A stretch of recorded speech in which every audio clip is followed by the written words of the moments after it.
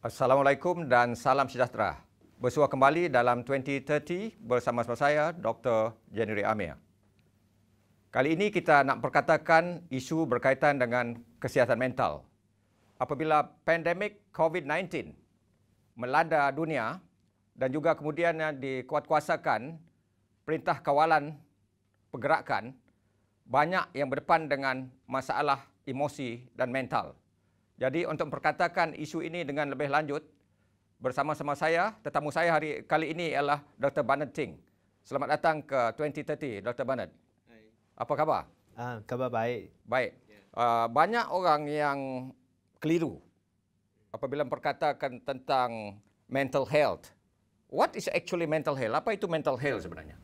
So mental health is actually a well-being, a state of well-being that a person will be able to function normally, will be able to handle the normal stress and handle the life productively, and also able to interact and contribute to the society.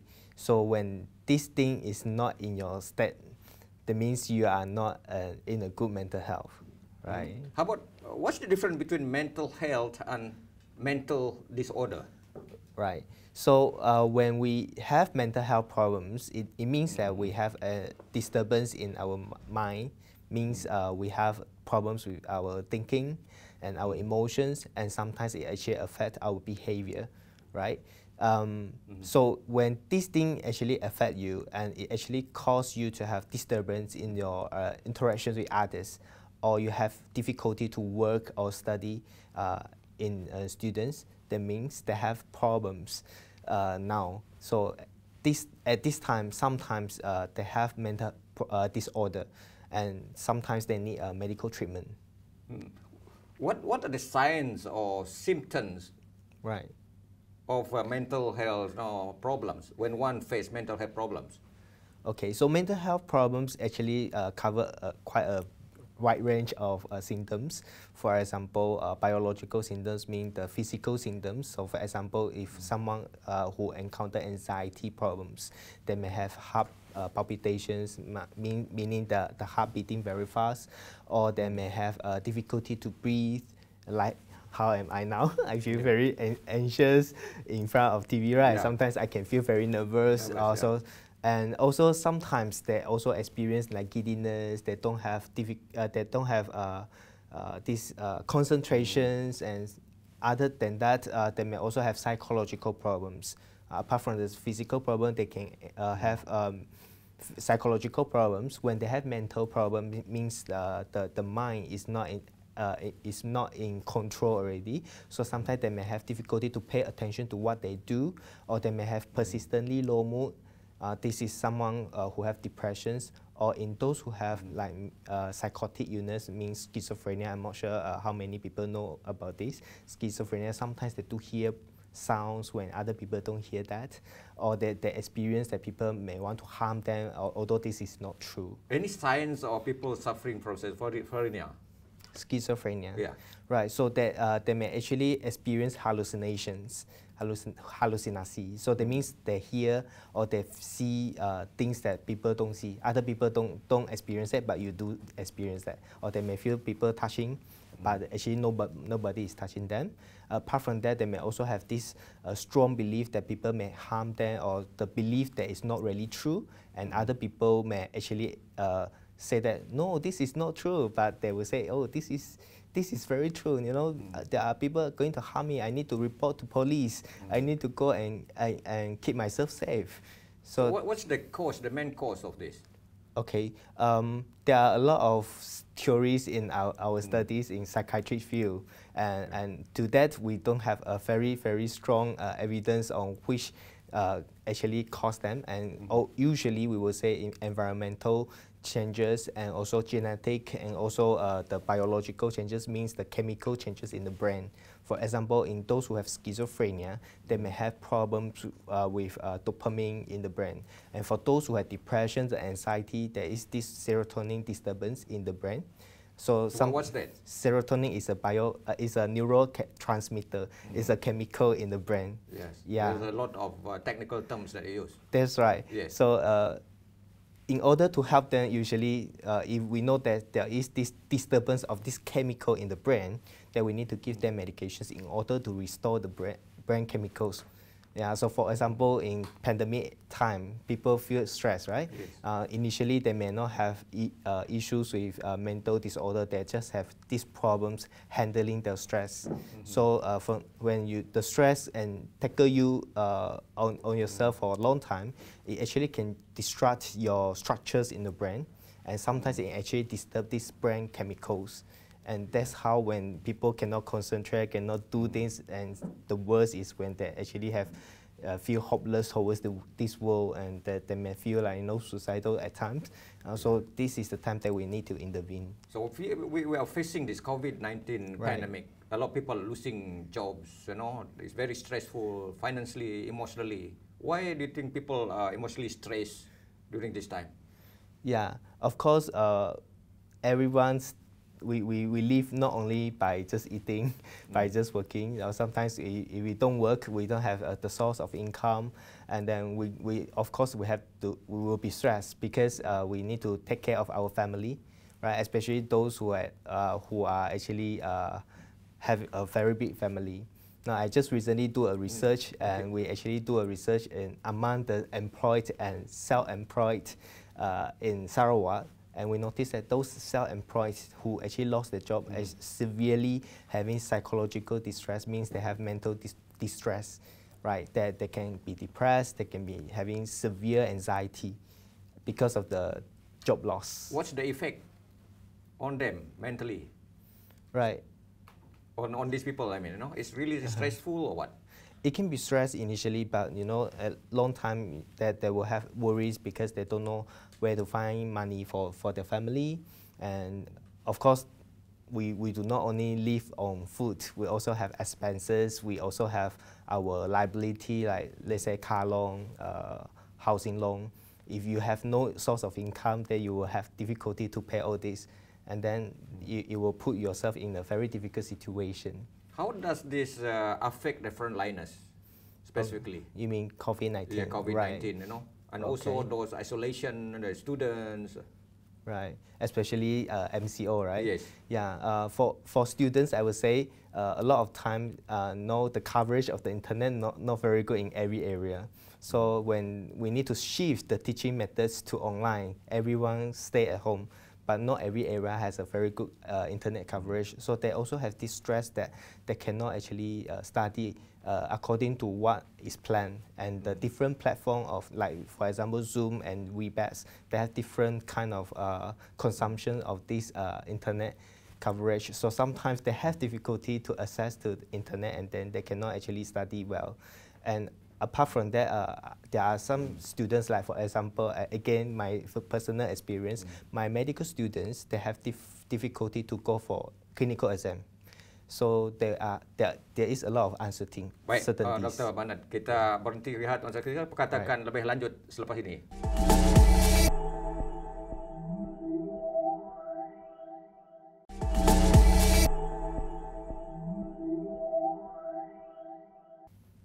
Baik, Dr. Banat, saya nak tanya dari segi apa sebenarnya punca atau sebab orang berdepan dengan masalah kesihatan mental. Dan di Sarawak, dikatakan atau dilaporkan baru-baru ini sekitar 14% menghidap masalah kesihatan mental selepas Perak dan Perlis. So could you please explain the causes of mental health problem? Okay, so the causes usually can be divided into two parts. One is the intrapersonal. That means sometimes some people they just tend to be very negative. So it's more like a personality. And sometimes because of the family history, they may actually get more prone to have mental illness. So those who have family history of depressions or anxiety, they may actually get this easier than other people. Right. So the interpersonal, right? So it can be because they have a problem with interaction with others, especially in MCO, right? A lot of people, they isolate at home. on the good part, they can actually stay together, can spend time together. But there are times when they're actually very stressed, when they lose their job, and they cannot work. They have a problem with income. They may get very stressed, so they may displace this anger towards anyone else, right? So and that's when we actually notice domestic violence and all this. And some people may be addicted to mobile phone or mobile games, or just addicted to alcohol, for example. All these can actually potentially cause mental illness. So what are the challenges basically faced by people having these problems? Facing, you mean mental illness? Mental problems, yes. Right. So a lot of time, what we actually face among our patients is the stigma from the society. They don't really understand. So this is why this show is very important. We want to educate people that they are just as normal as you and me, right? So, but of course, unfortunately, they may have some condition that need to be addressed. Right, so because of stigma, a lot of people, they don't want to come to seek help. They don't go for treatment, and sometimes they have difficulty to actually express their feelings. And because of this long-standing, not able to express their feelings. What's the kind of treatment that can have? What are the, okay, yes. All right. So basically, we actually give medications, or we will give counseling or psychotherapy, which is talking therapy, right? And we also address their social issues, right? Definitely, the family members, can help a lot. Could you please elaborate on this?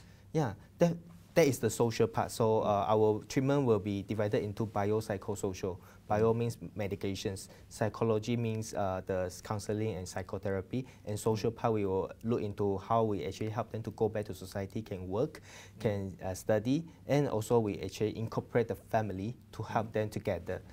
But unfortunately, a lot of time we don't talk a lot. So we also can go through family therapy and help the family to be able to have effective communication. How about that person, that's affected by this mental problem? In what way can he help himself or herself? Right. So I believe most of the people, they like self-help measures, so they can try to learn some measures like relaxation techniques, and they can go for a mood journal, and if they cannot talk out loud about their feelings, at least they can write down like mood diary, right? And so it's very important for them to do exercise and keep balanced diet, because the chemicals in the brain actually come from food. So if you don't have a very balanced diet, sometimes you don't have the enough source of chemicals to help you to have a good health. Any other steps that they should take to overcome or address this problem? Yeah, so of course, if you notice that you have tried all this and you cannot help yourself, please go to professional early, because we do want to help you. But if you don't come to us, how am I going to help you, right? So perhaps sometimes they have difficulty to know where to get help. So it's very easy. You just need to go to any health clinic kesehatan, and you see a doctor. They can help you to refer you to any pakar psychiatry, or counseling, or any psychotherapies. Do we have enough psychiatrists in Malaysia, in Sarawak in particular, to address this issue? Unfortunately, we are still lacking. In WHO, they actually suggest to have one psychiatrist to a 10,000 population, but we only have perhaps 1 in 100,000. So we're still very much lacking of these mental health professionals. So what's the impact or the effect of this lack of psychiatrists in Malaysia? Right. So sometimes because of the lack of these professionals, people have difficulty to get help timely. But we know that timely intervention is very important, so that they don't get a more severe condition. Earlier on, you mentioned about the importance of the support from family members and society. Right. So in what way can family members, society help to address these problems? All right. So a lot of time, family, they don't know how to handle these conditions, but they don't know also how to help the person itself. So maybe they want to actually have better communications, also offer help to bring them to see professional early. And I believe it's very stressful to the family members, because right. we're having this kind of people in the house. That's Can right. you imagine? Yeah, all the caregivers that we Yes. address, sometimes they have difficulty to cope with this mental health problem as well. So when they come to mental health professionals, we always want to help the caregiver as well. You mentioned about society. In what way can the society help? The society, for example, right, in the pandemic era, a lot of times, you know, I'm not sure if you have this experience. When I heard this ambulance sound, I know that, you know, how somebody in my community just being diagnosed to have COVID-19 and then they are positive now, they have to come and pick out this person. So when the ambulance come to your house, you'll be very stressful because the neighbors will know. And then they may actually look at you differently. So society is very difficult for them to understand that how stressed these people are experiencing. So they should actually show their empathy and then not to isolate them, but be able to be friends with them after they recover from this COVID-19. Do you have any NGO involved in programs in Sarawak to help people having mental problems? Yeah, we have a very good mental health support, especially from Mental Health Association Sarawak. And recent years, we also have Befrienders Kuching, so people can actually call them through the hotline as well as online this counseling service through MHA. What's the role, briefly, the role of these NGOs?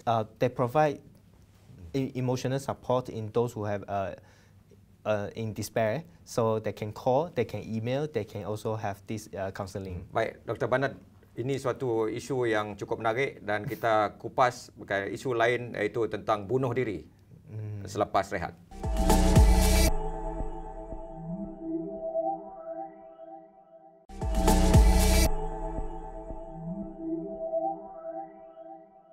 Dr. Banat ialah pensyarah UNIMAS dan juga pakar psikiatris yang banyak terlibat dalam isu-isu berkaitan dengan kesihatan mental. Salah satu daripada isu yang berbangkit daripada COVID-19 dan PKP ialah bunuh diri. Mengikut statistik yang ada pada saya, sekitar 800,000 kes bunuh diri di dunia setiap tahun. Membabitkan mereka berusia 15 hingga 29 tahun terutamanya. Jadi dalam konteks COVID-19, what are the causes of why people commit suicide during this period? So usually when you see from the media, we do notice that they may actually report what are the potential causes, but actually suicide itself is a very complex phenomenon. So there's no one single cause that caused that, but of course media wouldn't be able to explain to you everything. So we had to look from this person's background, the personality, the family support, social support, and so on, right? So it can be multifactorial. That's why we do not tell everyone, you know, this person suicide because of that one particular reason. It could be a primary reason for the person to think about commit suicide, but it's not the only reason usually. Any prior symptoms or sign that the family members or friend can detect? Yeah. Those who want to commit suicide? Yeah, definitely. And most of the people actually, if you encounter those who actually committed suicide, if you look back the past few days or past few months, they probably already exhibit some symptoms like depression, right? That they have problem with sleep changes, they have problem with appetite, they cannot eat well, sleep well, right? They have problem with focusing on their work. They also express, sometimes they will express very explicitly on the media that, you know, there's no meaning in my life, I don't feel like I want to live anymore, things like that. So there is always sign that you can detect. And based on statistics or the data that I have, there are more men compared to women, you know, who dare to commit suicide. Right. Could you please explain, you know, to our viewers why this happened? Okay, so I would say generally women they would prefer to talk and they like to talk. So when they are able to express their feelings, although sometimes this emotional impact from any social circumstances can actually affect them, but they're actually able to talk. When you are able to talk, the stress level can reduce compared to men. Men usually in our culture, you are not allowed to talk. When you talk, you are seemingly a very weak person, and a lot of times they don't dare to sit out also because of the societal expectation that should be masculine, they should be able to handle their stress and all that. So a lot of time men, when they decided to commit suicide, they will really go for very fatal method. Example? Like they may hang themselves and they may jump from height. So this is something very fatal. For ladies, most of the time when we see in the data, they will try to overdose, and many a time overdose may not cause the most fatal outcome, although it can happen. I have this statistic I just read recently also from the media that 49 cases of foreign workers also committed suicide in Malaysia. Right. Why do you think this happened to foreign workers? Of course, foreign workers, they will have less social support as compared to the Malaysian itself, because they are from other country. If they want to go back home, it may be also difficult because of the pandemic. It's not so easy for them to move from one place to another. And somewhat, our healthcare system may not actually cater their needs as well. Most of the time. So if they need to go for a psychiatrist or even a counseling service, they may need to pay a lot more compared to local people. What's the kind of counseling service that you give to people having, who has the tendency to commit suicide? Right. Generally, we will look at the person profile and see what actually causing them these struggles. Like for example, if they have interpersonal problems, like they have communications with others. So a lot of psychotherapy in the market or in our knowledge that we can have, like interpersonal therapy, like DBT, like a CBT, all these different. Could you please explain what's the meaning of those jargons? Different types of psychotherapies. Like actually, essentially, is like a talking therapy, but we want to actually identify the unhelpful thoughts in themselves, and then we help them to go through and process the unhelpful thoughts, and also help them to come out with helpful actions they can actually do to help themselves. I believe the parents or family members plays important roles in addressing this problem. Definitely. So in what way can they help, to avoid people from committing suicide? Right. So one of the things is that if you have a very good relationship, you will be able to identify the difficulties in your children, definitely. Right. So if they actually projected a drastic behavioral change, so you should actually be more concerned and ask them, is there anything that you want to tell me, or are you okay? Anything that I can listen to you? I'm here. If you are more ready to talk, please tell me. Right. So a lot of time we don't communicate that much because of the business in our daily life, or maybe we also have difficulty to handle this stress because we think that we are not experts, so we cannot handle. But actually, essentially, they just need someone to listen. So you just need to be a good listener. You don't have to be an expert to care. You just need to be able to listen. Right? In what way can the media, like TV stations, newspapers, portal, help to reduce these problems or this issue? Right. Media practitioners, of course, play a very important role. So a lot of time they report a lot of suicide case, right? But sometimes they do not very follow. sensational. Sometimes. Right. They do not follow the guidelines, right? And this may actually cause more suicide effects because when people see this, they may actually copycat. So we do not try to highlight the cause of death or the way the people want to kill themselves, but we want to highlight there are a lot of help in this society, and then the helplines should be included in that passage of the news, right? So that people will know, I have encountered these problems as well, and I know that there is hope. I can actually Could you please share with us any anecdotes or specific cases on people, signs having suicide? Yes. Copycat suicide. Yes. Very briefly. I cannot think of one now, but if you notice that in this pandemic era, a lot of people they actually try considering commit suicide because of some other people in other hospitals they actually jump off because they were diagnosed as COVID. Baik, Dr. Bernard. Ini suatu isu yang menarik, bunuh diri, soal kesihatan mental, mental disorder dan sebagainya. Dan kita teruskan perbincangan selepas ini.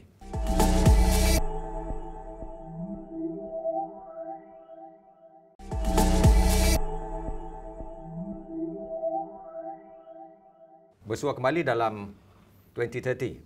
Bersama-sama saya ialah Dr. Bernard Ting, seorang pakar psikiatris. There is a need for emotional support. What's the kind of emotional support that people having, facing this problem and mental health problem and mental disorder? Okay, so a lot of times people may not be aware of the service available in the society. And actually, our Ministry of Health provided quite a good service, a wide range of service, including counseling, clinical psychologists who can provide the psychotherapy, and also psychiatrists who can prescribe medications. There are a lot of NGOs around every state. Can you name a few that we have in Sarawak here in particular? Sarawak, I mentioned, including Mental Health Association Sarawak, and also Befrienders Kuching, and also those who have domestic violence, you actually can go for Sarawak Women for Women Society. Yeah, but actually nowadays you can actually extend your help from West Malaysia also. You can call the hotline from Mercy, from even our JKN, you can call 15999 to get help as well. So what are the preventive measures to address these mental health problems and mental disorder? Right. Okay, so there are a few ways that you can help yourself to prevent yourself to get mental problems. Right. The first thing is always keep yourself healthy in terms of eating habit, exercise, also not to use drugs, substance, alcohol, and all that. And apart from that, also get yourself connected with other people. No man is an island, right? Yes. So we are human. We need to have a very good social connection. Okay, what's the way forward? What are the steps that should be taken by the government of the day, in particular the policies, in terms of policies? This is a special needs. In the past, we have difficulty to promote mental health. We have more concern about the physical health, like diabetes, like hypertension. We do not promote as much the mental health as much as the physical health. So I believe our mental health promotion unit from our public health divisions can also do more about this mental health promotion, so that people is aware. When you talk more, this thing will be desensitized, so people will be more aware, and then they are more willing to come and seek help. So again, there is roles of the media is again very important. That's right. That's right. Okay, you mentioned earlier on that in terms of psychologists and psychiatrists in Malaysia, we don't have enough psychiatrists and psychologists. Right. So what kind of suggestion do you would like to forward to the government of the day? Of course, we want to train as much as we could to have more mental health professionals to join this better, right? So and also I understand nowadays a lot of university they actually offers clinical psychology, so but the number is still very little. So we want to recognize them, and of course there's a lot of policies also need to be made to ensure the quality that they can deliver a good service to people in need. What's the kind of policies that we should implement to address all these problems? The way forward in 2030. Train more specialists, and also there's one condition that people who have been trying to attempt suicide may be sued under the act. So maybe we will want also to consider the decriminalizations of suicide act, because there are people who have problems. When they have problems, only then they will consider suicide, right? So we want to consider that as well. Do you foresee that this problem will aggravate in the near future or in the future? Yeah, definitely, because uncertainties in pandemic is something that we have difficulty to predict. We don't know when it's going to end, right? So it may be 1 more year, it may be half a year, it may be 2-3 years. So when this thing prolong, then the crisis prolong, and more and more people will get into these mental health problems. So I would like to specifically ask you about the key step required to reinforce in terms of employees' resilience in the post-pandemic era.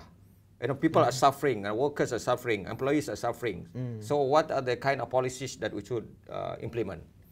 Yeah, for now, what I understand, government have tried the best to actually provide the help in terms of finance to those who have problems with employment, right? They also support the company who didn't manage to run the business smoothly. So in couple with this, we also need to tell the employers that there are these things available, or these benefits, the grant and also fund provided by the government. Sometimes they may not be aware of that. So again, media play a very important role to educate them, and also employers, they should also know their own difficulties, also their employees' emotional needs. So if they can come together and talk together, share their difficulties instead of displays their anger towards each other, they will be not helpful. You mentioned earlier about the effects of COVID-19 on MCO on student teaching learning, in the university and also in schools. What's the way forward for schools and the education system and universities post COVID-19? We do see that this is a new norm, that we can actually teach students online, and sometimes it actually poses a difficulty for me as a lecturer, because I need to give lectures online through the computer, but I don't see my students. I don't know whether they are actually listening to me and all that. Also, I get some anxiety there, right? So as time goes by, actually I learn to adapt to this new norm. Right, so for students, they also have difficulties. Sometimes they have poor internet connections. Okay, so we think that this actually need to incorporate the effort from our government. Maybe they need to build more place for good internet connection. In 1 minute, Dr. Bernard, right, what's the way forward for Malaysia in terms of addressing the mental problems? In 1 minute. That is very stressful to tell in just 1 minute. Right. Of course, we want to highlight this is a real problem, and you don't have to be ashamed because you have mental conditions or mental health problems, because it's really common. For all you know, 1 in 4 people in this world perhaps may have mental health problem anytime. Baik, Dr. Bernard, terima kasih. Satu perbincangan yang menarik, isu berkaitan dengan masalah dan kesihatan mental dan mental disorder merupakan suatu yang tidak dapat dielakkan ketika kita berdepan dengan pandemik COVID-19, dan terpulang kepada semua pihak untuk tangani masalah ini secara berkesan, kerana kita mahu atasi masalah ini supaya Malaysia dan dunia tidak berdepan dengan masalah mental atau kesihatan mental. Hingga berjumpa lagi minggu depan, sekian saja.